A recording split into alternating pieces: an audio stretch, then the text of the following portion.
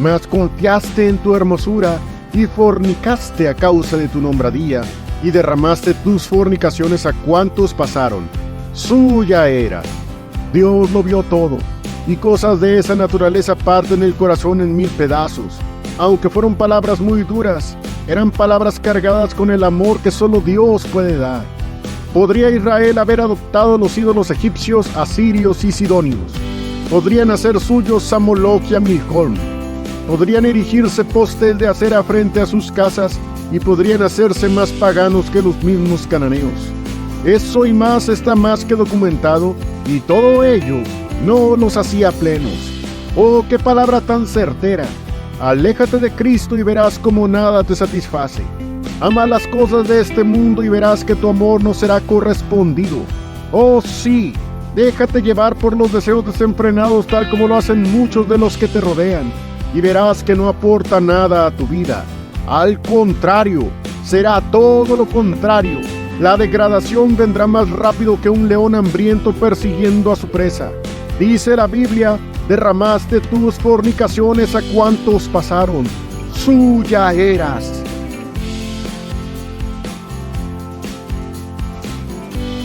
Corazón inconstante. ¿Cuán inconstante es tu corazón?, dice el Señor Jehová. Ezequiel, capítulo 16, versículo 30. Este audio va a corresponder a la segunda sección de este interesante mensaje. Lo titulé La esposa orgullosa e infiel. Si hay algo que destroza familias para siempre, es la infidelidad. No es más o es menos escandaloso cuando se trata del marido o de la mujer. Simplemente un matrimonio roto es un impacto que daña para toda la vida a todos los involucrados, la pareja, hijos y familiares. Es una de las situaciones más terribles que existen. En el caso de Jerusalén, la mujer descrita en este poema se describe que tenía una gran fama o nombradía, tal como lo leeremos a continuación, y que dicho nombre fue grande porque Dios puso su hermosura en esta mujer. Leamos juntos los versículos 14 y 15 para entender mejor la enseñanza.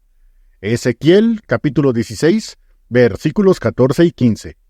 Y salióte nombradía entre las gentes a causa de tu hermosura, porque era perfecta, a causa de mi hermosura, que yo puse sobre ti, dice el Señor Jehová. Una pausa. Esto fue con lo que terminamos el mensaje anterior. Sigamos. Mas confiaste en tu hermosura y fornicaste a causa de tu nombradía y derramaste tus fornicaciones a cuantos pasaron. Suya eras. Recordemos que la hermosura que tenía Israel era precisamente porque Dios había puesto de su hermosura sobre ella. Así es el pueblo de Dios en todo tiempo y en todo lugar. Si es hermoso, si tenemos algo de qué preciarnos, es por la pura gracia y misericordia de Dios. Sin embargo, es aquí donde las cosas comienzan a ponerse difíciles. Algo bueno que Dios hizo a su pueblo, ellos de alguna manera lo torcieron y lograron que esa bendición se tornase en algo repugnante para nuestro Señor. El versículo 15 dice: Mas confiaste en tu hermosura y fornicaste a causa de tu nombradía y derramaste tus fornicaciones a cuantos pasaron. Suya eras. Todo lo que tuvieron y aún fueron se lo debían a Dios. Su fama y riqueza no hubieran podido ser, de no ser porque así lo quiso el Señor Jehová, tal como Ezequiel le decía. Pudieron con ese testimonio darle la gloria a Dios, pero de una manera por demás extraña, usaron su poder, fama e influencia para entregarse a su pecado. En esos días lo que más les atrajo fue la idolatría practicada por los paganos de alrededor, y aunque metafóricamente lo relaciona con fornicación, ese acto de desinhibición también era parte de sus actividades cotidianas. El versículo termina así: derramaste tus fornicaciones a cuantos pasaron. Suya eras. Esta es una comparación que muestra cuán repulsivo es vivir y querer ser alguien que no tiene a Dios en su noticia. Podrá ser que muchos no lo expresen verbalmente, pero la manera en cómo alguien dirige su vida da muy buena idea de cómo es por dentro. Hay un mal que es más común de lo que creemos al pensar un poco más en lo que leemos en este versículo. Si no hay nadie cerca y creemos que nadie nos ve, ¿por eso Dios no ve? Y fue eso precisamente lo que se llegaron a decir a sí mismos: Jehová no ve. A esta mujer metafórica, Dios le había otorgado la mayor belleza que cualquiera en este mundo pudiera tener. Sin embargo, se aprovechó de esta su gran belleza y su gran renombre para corromperse. Sabemos que no fue de la noche a la mañana, y sabemos también que durante todo ese proceso de declive, Dios estuvo advirtiendo a su pueblo sus malos caminos por medio de sus profetas. Al hacerse la absurda idea de que Dios no veía sus abominables idolatrías y sus deleznables prácticas paganas, se daban permiso para vivir neciamente amando lo que Dios claramente aborrece y aborreciendo lo que Dios ama. Su gran libertad y belleza fueron mal utilizadas para dar paso al comportamiento más atroz que pueda aparecer en el seno íntimo y amoroso de un marido y su mujer. El versículo 15 nuevamente: «Mas confiaste en tu hermosura, y fornicaste a causa de tu nombradía, y derramaste tus fornicaciones a cuantos pasaron. Suya eras». Dios lo vio todo, y cosas de esa naturaleza parten el corazón en 1000 pedazos. Aunque fueron palabras muy duras, eran palabras cargadas con el amor que solo Dios puede dar. ¿Podría Israel haber adoptado los ídolos egipcios, asirios y sidonios? ¿Podrían hacer suyos a Moloch y a Milcom? ¿Podrían erigirse postes de acera frente a sus casas y podrían hacerse más paganos que los mismos cananeos? Eso y más está más que documentado, y todo ello no los hacía plenos. ¡Oh, qué palabra tan certera! Aléjate de Cristo y verás cómo nada te satisface. Ama las cosas de este mundo y verás que tu amor no será correspondido. ¡Oh, sí! Déjate llevar por los deseos desenfrenados tal como lo hacen muchos de los que te rodean, y verás que no aporta nada a tu vida. Al contrario, será todo lo contrario. La degradación vendrá más rápido que un león hambriento persiguiendo a su presa. Dice la Biblia: derramaste tus fornicaciones a cuantos pasaron. Suya eras. Al parecer, por escandaloso que parezca, no fue suficiente con derramarse desinhibidamente. Dios todavía dice más. Y por cierto, apenas está empezando. Ezequiel 16, versículos 16 al 19. Y tomaste de tus vestidos e hiciste diversos altos lugares, y fornicaste en ellos. Cosa semejante no vendrá ni será así. Tomaste asimismo los vasos de tu hermosura, de mi oro y de mi plata, que yo te había dado, e hiciste imágenes de hombre y fornicaste con ellas. Y tomaste tus vestidos de diversos colores, y cubrístelas, y mi aceite y mi perfume pusiste delante de ellas. Mi pan también, que yo te había dado, la flor de la harina, y el aceite, y la miel, con que yo te mantuve, pusiste delante de ellas para olor suave, y fue así, dice el Señor Jehová. Detengámonos un poco. La prosperidad que el pueblo de Dios disfrutó fue única y exclusivamente por su Señor. La tierra de Canaán es descrita en las Escrituras como un lugar donde fluye leche y miel. A ese lugar llegaron los hebreos a habitar en casas que ellos no construyeron y a vivir con una libertad que por 430 años les fue negada. Entre muchísimas cosas descritas en el Pentateuco y en el libro de Josué, fue tan maravilloso y emocionante ese tiempo de bendición que Dios le otorgó a su pueblo. Desde la toma de la tierra prometida hasta el reinado de David y parte del de Salomón, aun con no pocos altibajos, como en la época de los jueces, por ejemplo, crecieron hasta hacerse poderosos. Hay bendiciones que Dios nos da solo por el hecho de habernos rescatado, y como un gran desatino, somos capaces de olvidar que si algo podemos disfrutar en este planeta, tiene muy poco o nada que ver con nosotros, y sí mucho con Dios ejerciendo su gran misericordia. Es difícil de entender cómo aquellos judíos fueron capaces de olvidar esos favores y volverse hacia los ídolos de las gentes. Comenzaron a decir que la abundancia de recursos naturales que tenían era por las deidades que adoptaron de los pueblos alrededor y de inventos que subían en sus corazones. Dios era quien estaba detrás de su abundancia. Los vestidos hermosos que generalmente revelan el estatus de la mujer que los usa, en este caso, fueron motivos para comenzar a realizar cultos paganos. Es decir, lo que Dios les dio para protegerse y tener seguridad para avanzar y ser prósperos en este mundo, fueron motivos para fornicar contra él, fomentando idolatría en medio de personas que por siglos clamaron ser pueblo de Dios con sus bocas, pero como bien que todos entendemos, Su corazón estaba lejos, muy lejos de Dios. Ezequiel 16:16. Y tomaste de tus vestidos, e hiciste diversos altos lugares, y fornicaste en ellos, cosa semejante no vendrá, ni será así. ¿Se imaginan?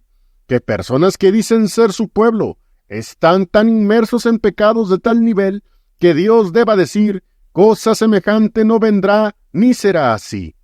Y por si fuera poco todo lo que ya Dios describió, Él reclama que los bienes que le dio a su mujer, es decir, a su pueblo, los usaron para ejercer todas sus idolatrías. Ezequiel 16, versículos 17 y 18.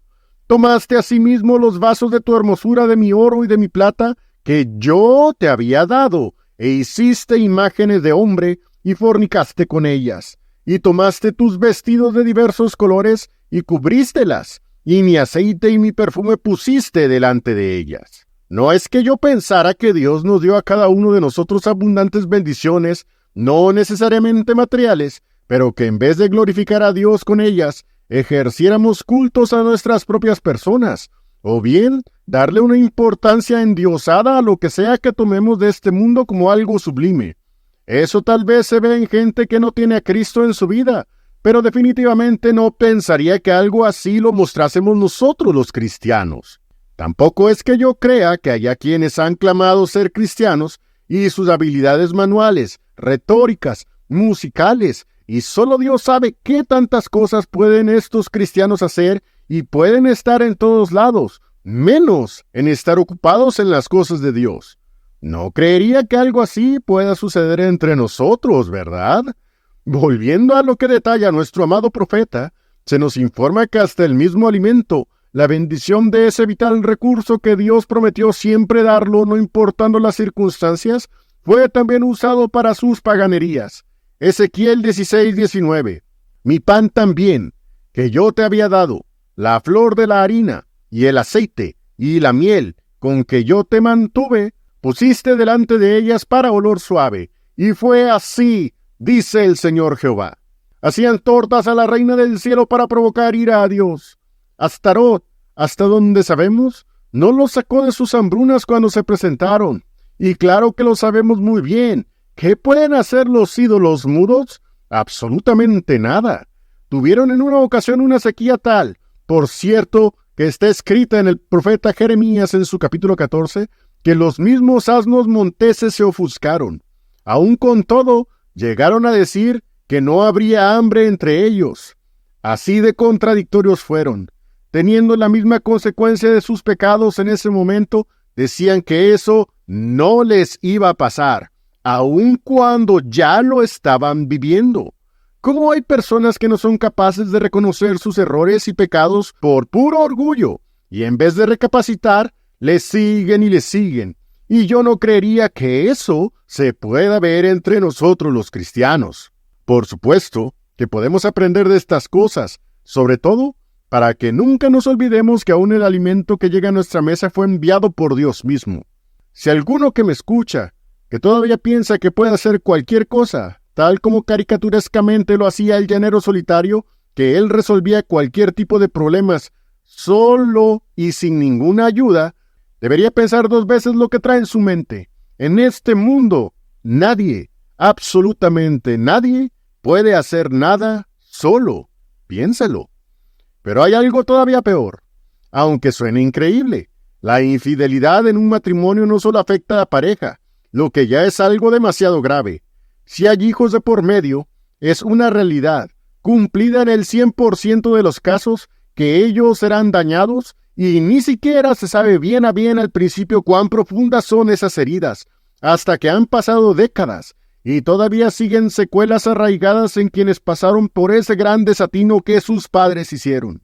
Esa figura es la que usa Dios al continuar en su descripción en este poema. Leamos entonces Ezequiel 16, versículos 20 y 21. Además de esto, tomaste tus hijos y tus hijas que me habías engendrado, y los sacrificaste a ellas para consumación. ¿Es poco esto de tus fornicaciones?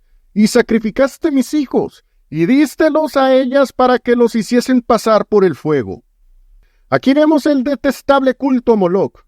Pasaban sus hijos al fuego y para ahogar los gritos de dolor de esas pobres criaturas, tocaban una serie de tambores de manera tan ruidosa que era lo único que se podía escuchar y hacía ahogar los llantos de los pequeños. ¡Oh, qué gran locura se llegó a presenciar! Qué bueno que en nuestros días y entre nosotros no existen cosas tan detestables. No me gustaría pensar que haya padres que están tan afanados en sus vidas tan ocupadas que prefieren que sus hijos estén todo el día entretenidos en cualquier aparato o teniendo incluso malas amistades de todo tipo o dejarlos creer en quién sabe qué tanta locura que hay por ahí. No es que yo crea que eso suceda, ni piense que eso pase en el actual pueblo de Dios. Como sé que ya notaron mi sarcasmo, debo decir que hacer eso con nuestros hijos y no estar con ellos e influenciarlos y encaminarlos en el cristianismo es equivalente a entregarlos a Moloch, y él, vaya que se va a encargar de sus vidas.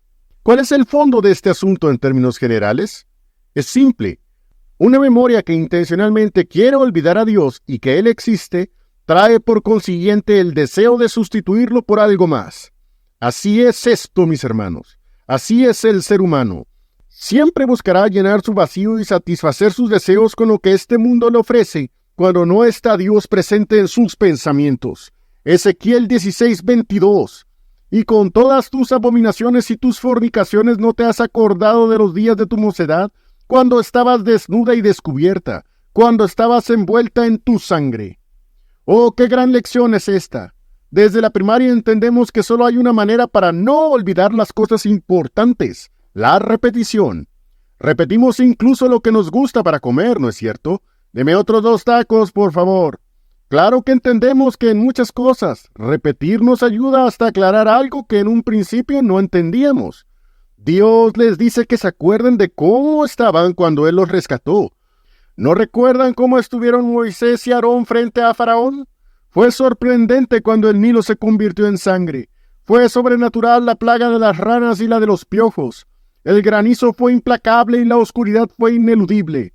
Salieron con brazo fuerte y mano poderosa tras la muerte de los primogénitos, no sin antes en la noche anterior haber celebrado la primera Pascua, la que por cierto celebraba libertad, y en ese momento, en esa noche, todavía no la tenían.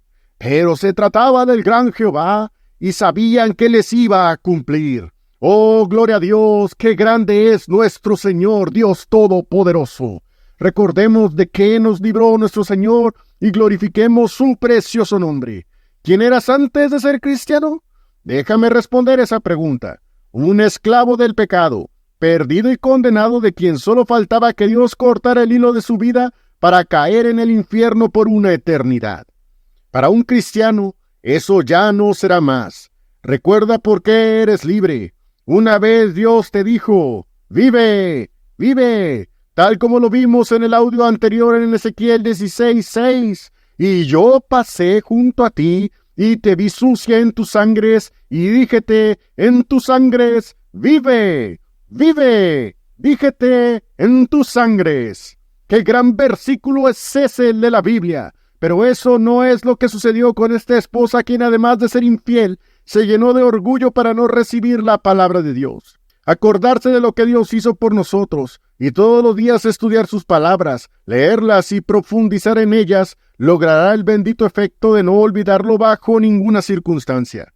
Ahora, vivir a la manera de este pueblo representado como una esposa infiel, necesariamente trae consecuencias. Una de ellas es la sentencia de parte de Dios, tal como leemos en el siguiente versículo, Ezequiel 16:23. Y fue que después de toda tu maldad, ¡ay, ay de ti!, dice el Señor Jehová. Por tu comportamiento, ¡ay de ti!, vendrá el castigo tan grande que será muy difícil que vuelvan a pararse. El juicio de Dios, mis hermanos, por si alguien todavía no lo ha notado, comienza en la casa de Dios. Y esto debe hacerse así para que, como en una operación, se extirpe el tumor que tanto daño está causando. Sabemos que ese ¡ay de ti! Se cumplió con la tercera invasión de Nabucodonosor. Y sabemos que después de 70 años, Jerusalén fue nuevamente reconstruida tal como Dios quería, con limpieza de manos, de corazón y fuera de toda idolatría fornicaria. ¿Verdad que mencioné que había más consecuencias? Lo que sigue es el desenfreno total. Una vez que la vergüenza se pierde, ya nada importa más que satisfacer los más bajos y oscuros deseos. Lo que vio Dios a través de la idolatría de Israel me deja perplejo, pues se llega a un comportamiento vulgar y altamente obsceno que causa suma repugnancia a Dios e incluso a nosotros. El solo hecho de escucharlo nos da pena ajena. Mejor dicho, parece que se nos olvida que no somos tan diferentes y nos da mucha vergüenza, como cuando nuestros padres nos regañan por algo malo que hicimos y sabemos que es la pura verdad. Miren el lenguaje que Dios usa en los siguientes versículos. Ezequiel 16, versículos 24 al 26. Edificástete alto y te hiciste altar en todas las plazas. En toda cabeza de camino edificaste tu altar y tornaste abominable tu hermosura y abriste tus piernas a cuantos pasaban y multiplicaste tus fornicaciones. Y fornicaste con los hijos de Egipto, tus vecinos de grandes carnes, y aumentaste tus fornicaciones para enojarme. No creo que deba describir a detalle lo que estas palabras significan. El lenguaje es demasiado explícito y queda claro lo que el Señor opina cuando su pueblo pone en el lugar que solo a Dios le corresponde ídolos, cosas y pensamientos de este mundo que nada tienen que ver con Él. Puedo utilizar una palabra para esta manera de actuar y resumir lo que acabamos de leer. Vulgar. Todo esto tiene una semejanza y es lo que justo describió Dios por medio de su profeta con las palabras que leímos y que, por cierto, no pienso volver a leer. Por supuesto que todo esto debe traer una consecuencia.